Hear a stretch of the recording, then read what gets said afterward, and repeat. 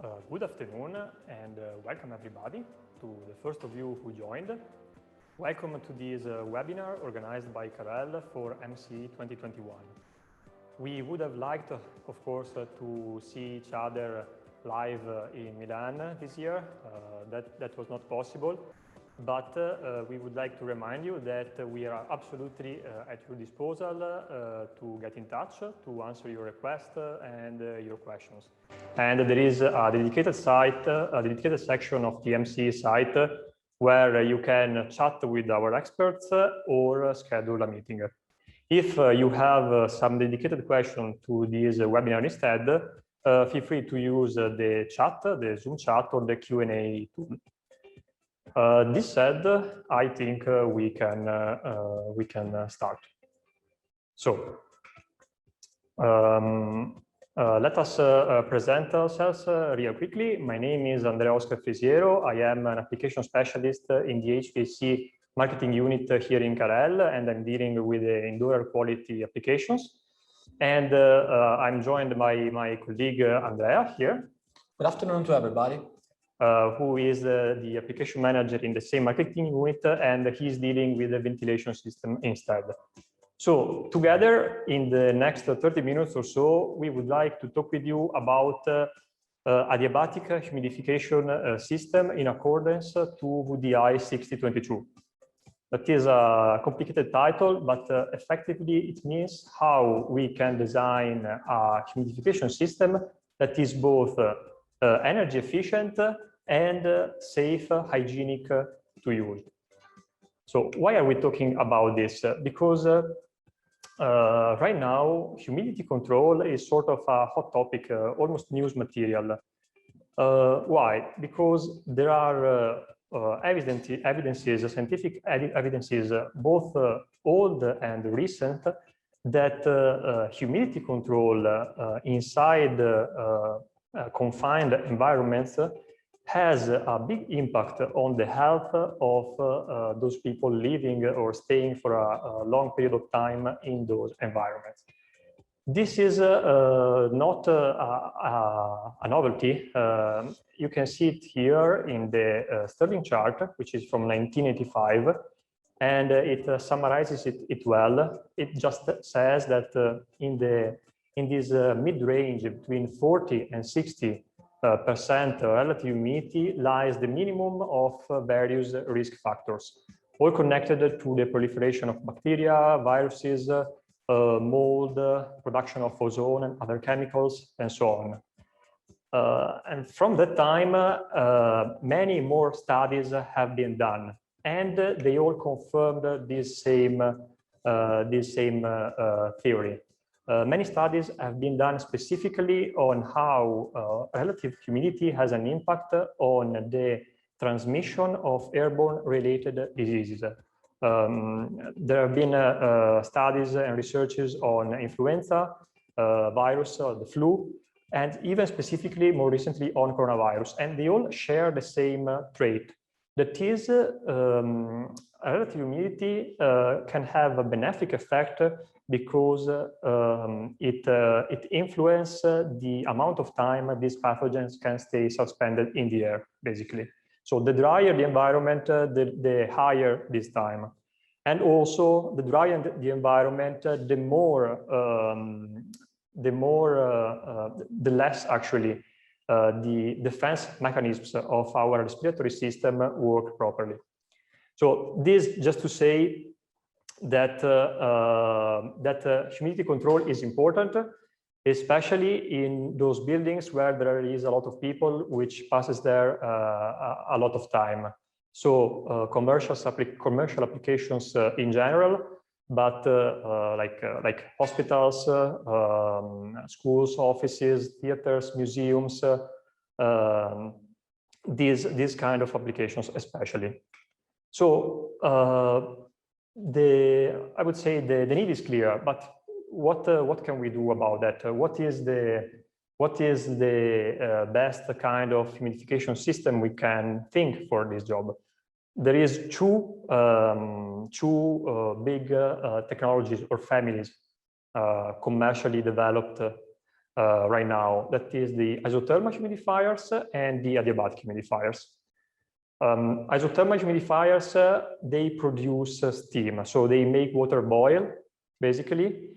They are the most common, they are the cheapest, at least as a upfront cost, okay? And yeah, they are the most used, for sure. Adiabatic humidifier, they are a bit less common. They basically they work by having water evaporate by itself inside the air duct. So this is achieved by dividing basically water into small droplets by atomizing it. So the energy is taken by the air itself, which cools down as a result. So these also are divided into different subcategories, if you want, like wet media system atomizers or ultrasonic nebulizers, but they all have in common this adiabatic cooling effect. So what are the pros and cons? How can we choose practically? The big factor here is consumption. So with isothermal, we have the physical constraint that we have to make water boil. And so we are forced, let's say, to spend a certain amount of energy, about 750 watts per kilos per hour of humidity produced. Okay, with a adiabatic system, depending on the technology, we are way lower than that, like 2 orders of magnitudes lower than that. We have a typical atomizer, which consumes just the electricity to have the pump working, so 4 watts. And installed power goes along the same line. So consumption here is the big difference. Then capacities, typical sizes are as a consequence, because of course you would like to use adiabatics for bigger sizes in order to have a lower consumption in comparison. There is something to be said about installation spaces, installation requirements, let's say, in the duct. Adiabatics need a bit more because water is a bit more difficult to have it absorbed in the air compared to steam. And then costs, for sure. So usually adiabatics have a upfront cost which is higher, and they have to be thought about with a kind of return on the investment logic, since upfront costs are a bit higher, but operative costs are way lower. And then there is another point which we will delve deeper into. That is the one about hygiene. So for sure, steam is hygienic, let's say, by definition, almost. It is produced at almost, not almost, over 100 degrees. It doesn't carry bacteria in suspension, so it is considered hygienic. What about water, though? We are spraying the water inside an air duct. And if you know about, for example, the sheer volume of guidelines which have been written about Legionella prevention, you understand that this is something which can be concerning if certain requirements are not met. Because, of course, water can be a media for bacteria to spread and grow. So this is a right question to ask. So let's say we are just in this case that we have to design a proper humidification system for a commercial application, like a hospital or a big office building, where we have maybe big airflows, and that's totally possible even because of the increase in airflow requests due to coronavirus, right? So due to recent guidelines, it was requested to increase the airflow whenever possible. So in this kind of situation, we for sure would like to take advantage of the energy saving potential that we have with adiabatics. Can we do it? while being safe? That's the question. The answer is yes. We can be guided by a norm, for example, like the VDI6022.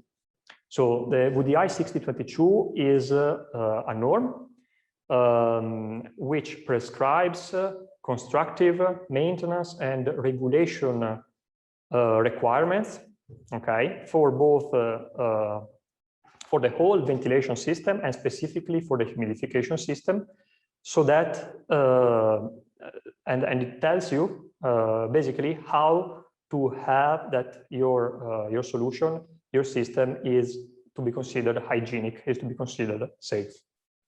Okay, this is a German norm, but it is in the end at least the European technical reference, and not all, but most of the national guidelines in the end refer to this VDI6022.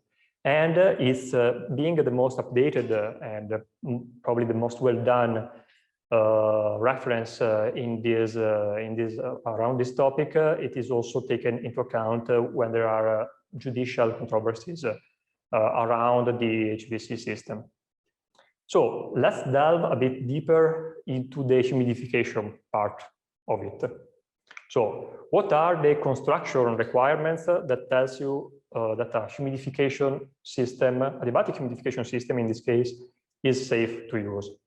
The first principle here is that the water that we want to spray in the duct has to be pure.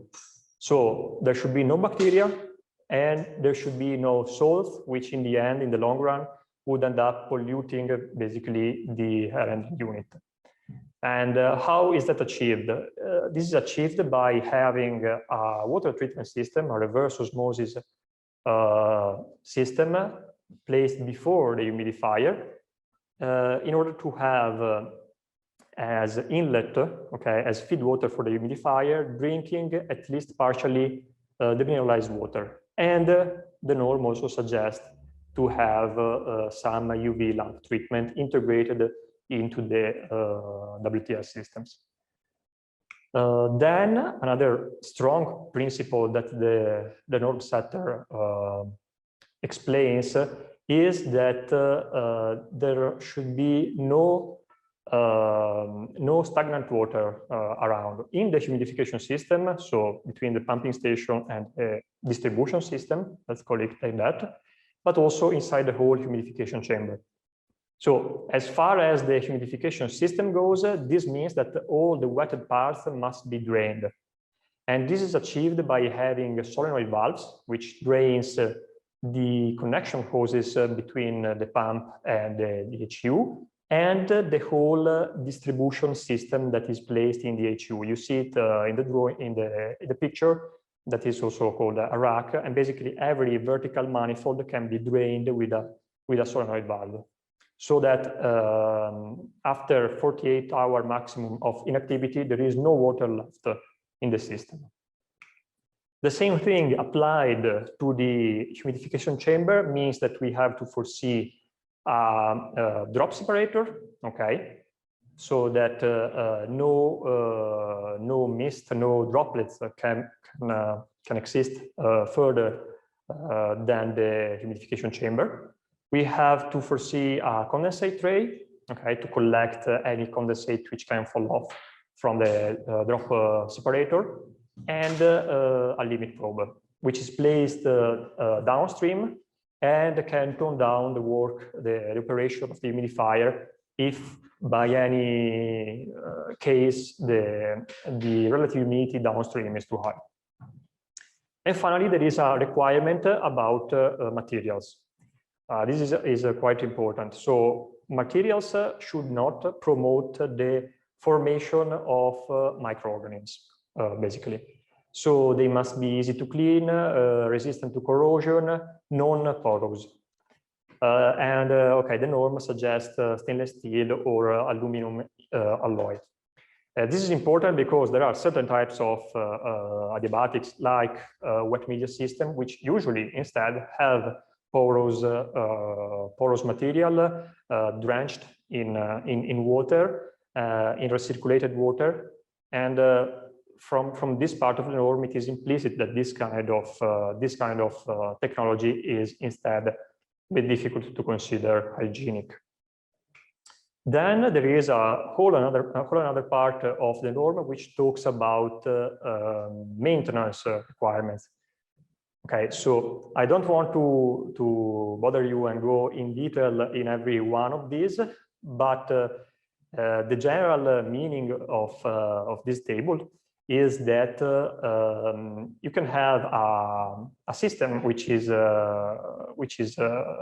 deemed safe, hygienical, but then some maintenance operations have to be carried out with different frequencies. And here the norm does, let's say, expresses a difference between types of adiabatics. There are adiabatics like recirculating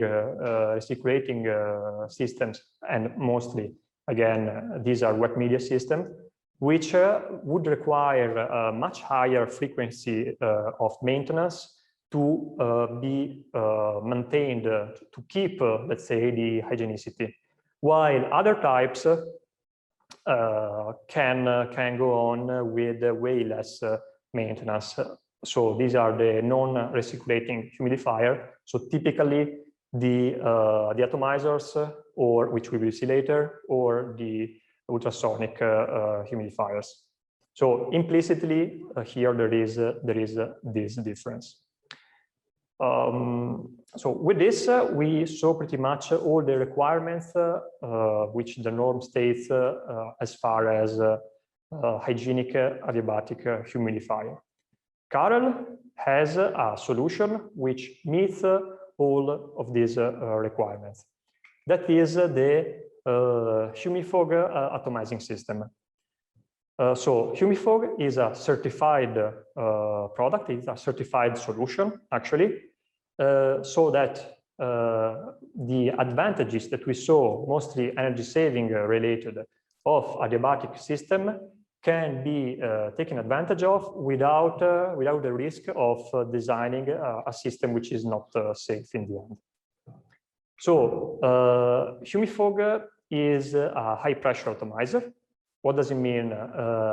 It means that it works with a pump which pressurizes water up until 70 bar. And this water passes through some hoses and reaches the distribution system, which is placed in the duct.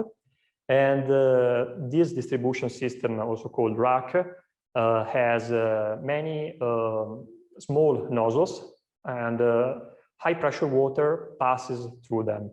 The end result is that the mist that is created is very, very fine. The droplet diameter is very small, around 10 micrometer. And this is one of the strengths, actually, of this solution.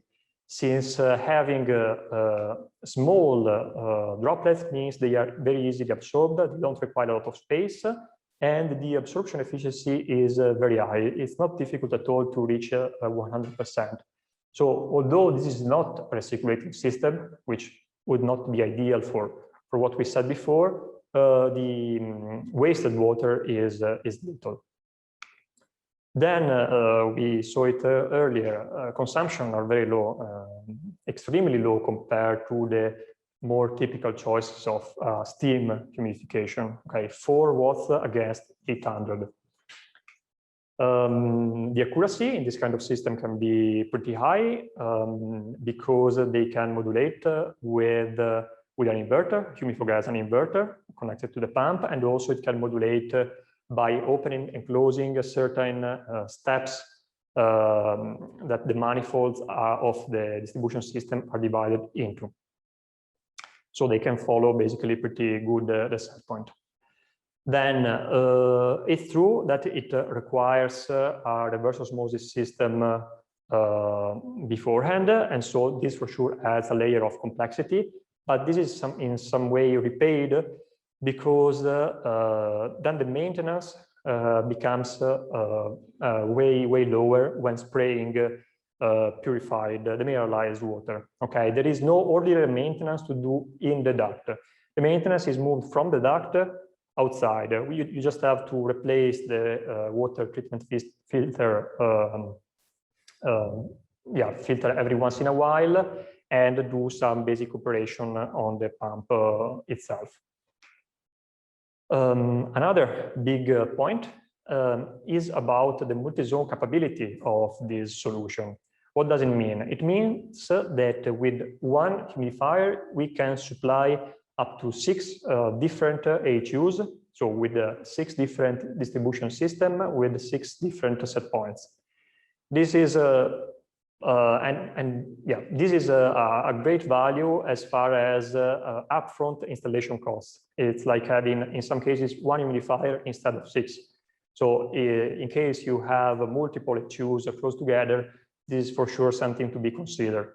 Furthermore, this same logic applied to only one HU allows us to instead perform, let's say, a special kind of humidification. We can have one distribution system placed in the supplier, that is your normal winter humidification, and one other distribution system placed in the returner. What's the meaning for that? We can have that the distribution system placed in the returner works in the summer. It cools down the air due to the adiabatic cooling effect. And then this air passes through a cross-flow heat exchanger, and indirectly it cools down the supply air too. So in summer, we can have that by spraying water, which costs something, but not too much. You can save quite a bit of energy on the cooling system. And finally, we have that this is a VDI6022 certified solution, like we said. I just want to stress this is certified by a third-party laboratory, basically, institution. So it's not just compliant, we can really produce the piece of paper, if you will. And it's even more important to stress that this is achievable without adding any chemical additives or without having very oppressive requirements as far as maintenance goes. So the system is built with an intrinsic hygienicity, if you will. Okay, real quick, I just would like you to show you a real installation, a real case study, and show how they benefited, let's say, from having this kind of solution installed. So this is the TNSCHIO hospital in Vicenza. And so it was a medium-sized hospital. They had something along 40 HUs, and in all of them, it was installed Humifog. Basically, the whole hospital was designed according to some kind of green, let's say, philosophy. So they had a photovoltaic rainwater collection and adiabatic humidification. And really, the benefit of Humifog system were put in use. They had the customer pay a way cheaper bill as far as electricity goes for the humidification system. They could take advantage, having so many different HUs all close together, of the multi-zone capability of this system, and they could take advantage of the indirect evaporative cooling effect in summer. So all in all, they were for sure happy. So let's wrap up. We were talking about how it is possible to foresee, to properly design an adiabatic humidification system that puts together the huge energy-saving potential of adiabatics, while at the same time still being certified and certified as safe and hygienic, without having to worry about that side. We were looking at the VDI6022 norm to do that, and we were looking especially at the constructive and the maintenance part of those requirements. Actually, this norm also prescribes some requirements concerning how the Humifog has to be regulated and integrated inside the HU. And for this part, I leave the stage to my colleague, Andrea. Thank you, Oscar. Now we would like to move and to focus our attention not only on the humidification product itself, on its features that are really important, as Oscar already said, but we would like to talk about the strategy, the operational strategies that are needed in order to keep the humidification set, but also the R&D unit itself hygienically safe. And for this reason, we take into consideration the requirements that is given by the VDI norms. And in particular, I would like to take this short abstract from the norm. In this short abstract, we can read that it is important to avoid, in order to avoid the growth of bacteria and pathogens inside of R&D unit, it is important to keep the R&D unit dry to avoid any kind of condensation of stagnation in water. As we already said, using a proper humidification system already certified by a third-party institute as a VDI product, it is important, but we can increase the performances of our R&D units and the humidification system using a proper control system that can regulate the humidification set and all the R&D unit, and also using supervisory and monitoring system that could help even for maintenance and for increasing the requirements and the features of R&D unit during its own lifetime. So we start on the first point that we like to emphasize regarding the VDI requirements for operational and functional strategies of R&D unit and the humidification set. And we would like to focus our attention on limiting and prevent the condensation after the humidification chamber. As the VDI recommends that we would like to limit the humidity level after the humidification chamber at 19% of relative humidity. In the norms is also mentioned that we can try to reach this target using a standard way for controlling the humidity using the preheating devices and the post-heating devices in order to control properly the humidity level and the temperature. But this is a typical way that is mostly dedicated for a humidifier that is controlled with on-off regulation and not with modulating regulation.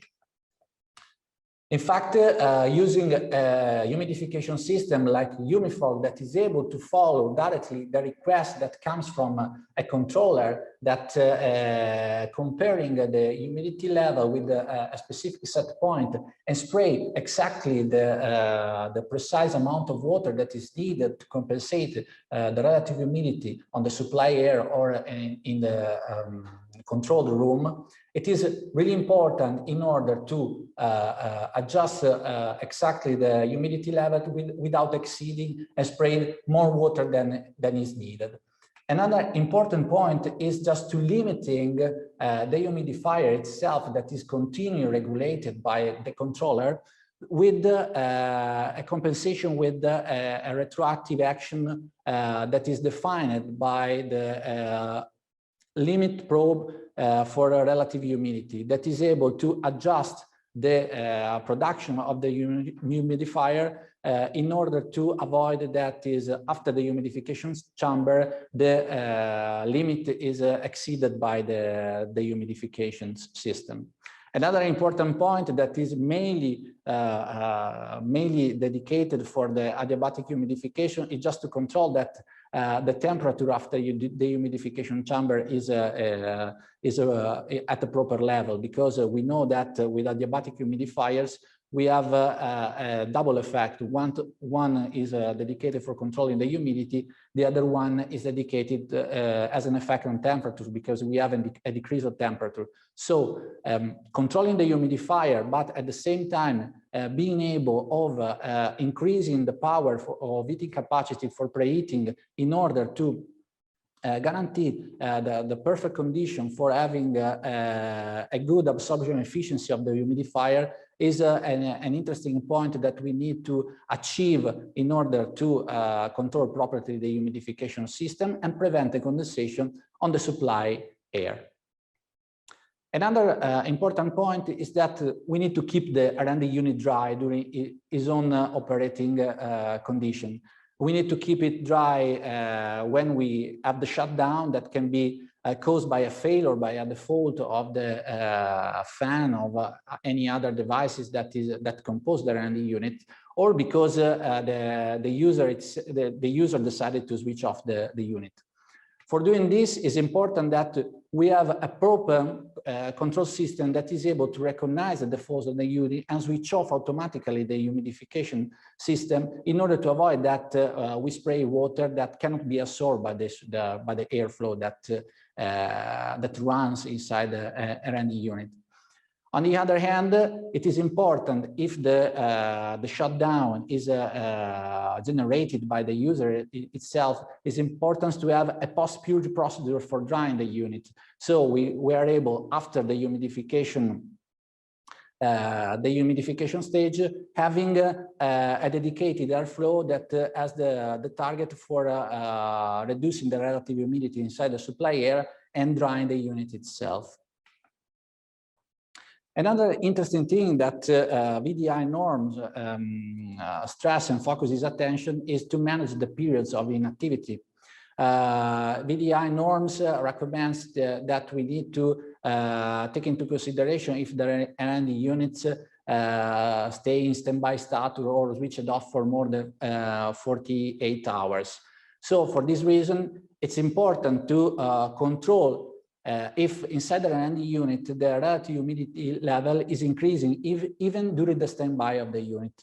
For this reason, if we have a control system, dedicated control system that is able to recognize with the humidity probe if the humidity is increasing inside the R&D unit, and starting with a cyclical purging cycle, so a dedicated ventilation cycle inside the R&D unit is a good way for keeping the R&D unit dry, and so to prevent that bacteria or any other pathogen can grow inside the R&D unit. Another interesting point is that we can have a pre-purge at the startup, so the R&D unit before starting to making the conditioning of the air, using a ventilation phases in order to be safe and to keep it pure against any kind of bacteria that can grow during this during the inactivity stages. Another important thing is that VDI focuses attention on maintenance. And for this reason, it's important that if we have a controller that is kept inside with the list of recommendation in terms of maintenance that we have to fulfill for the R&D unit, it can be a good starting point for keeping the R&D unit always maintained. And through the HMI, having the description of the activity that we have to carry out from the facility manager that is on the field and try to maintain the unit, or using cloud services through a notification via mail, we can have an alert for trying to organize the activity on the field in order to keep the R&D unit well maintained according to the norm. So the conclusion that we can say is this one. We are now able to choose and to design a humidification system and the R&D unit that is in compliance with the VDI norms. And for doing this, it is important to choose the proper solution, the proper products. Humifog is our cutting-edge technology for adiabatic humidification is certified as a VDI product. So we are, you are sure that you are following the right direction in order to guarantee hygienically safe humidification solution for your R&D unit. But adding also a proper control system like a air and a cloud monitoring system like Terra, you can have an integrated solution that can guarantee better performance for your R&D unit in terms of hygienically conditions. We are at your disposal for assisting in all the stages of the project, starting from the design up to the commissioning, guarantee the state of the art for your humidification solution and R&D unit solution. We can do this because we have a lot of experience comes from a long story of Carel. We have developed ebooks and white papers in which we have condensated our knowledge about this products and these technologies. We have developed an online configurator that gives you the possibility to choose your own solution dedicated for your project and work accordingly. And we also have the capability to provide you drawings, standard specification, and any other tool that is dedicated for the design stage. So get in touch with our experts that are available in this platform for the Mostra Convegno during this Mostra Convegno event, and we are at your disposal for any other information that you require for this solution. So many thanks. And then probably we have some questions that we have collected during our discussion. So I try to read some and then try to answer.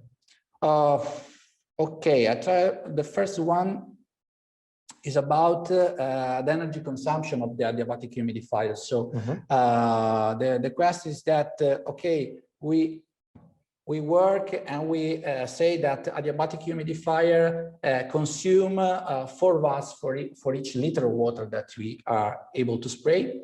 But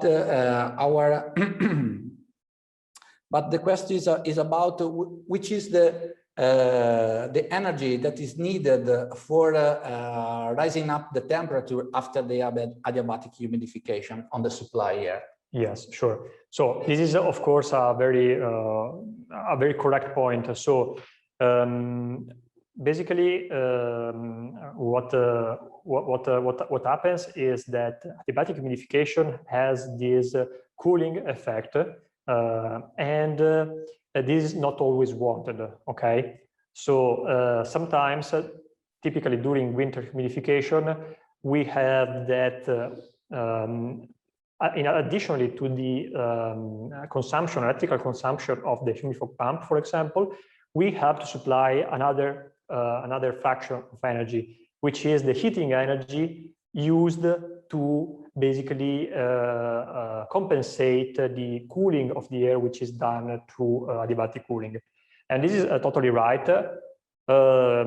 It must be said, though, that really basically almost all of the time, this is still an economic net benefit. Why?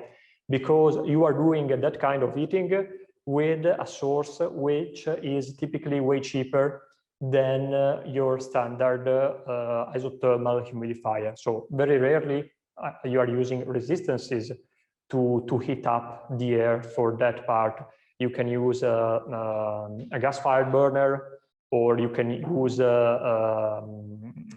use heat recovered from other part of the building. You can use cogeneration, so heat pumps. So more and more, it's increasingly probable that you still have a big, if not energetic, but economic advantage of doing adiabatic humidification. So that's why it is still absolutely worth stressing that adiabatics are at least cost efficient from an economic point of view. Thank you, Oscar. Just the last question, because probably we have finished our time, and this one is more related to the drop separator. This is the question. What is that makes stainless steel drop separator better hygienic than fiberglass? So that has to do with the material itself. Basically, we are looking for materials which are really smooth and easily cleanable, and basically they offer little, if no grip at all to any particles which may attach them, because in the end, this is the issue. If particles, dust, bacteria attach to some areas of the duct, okay, and then some water also condensate there, and that is the perfect environment, let's say, for bacteria. So if we avoid that due to the smoothness,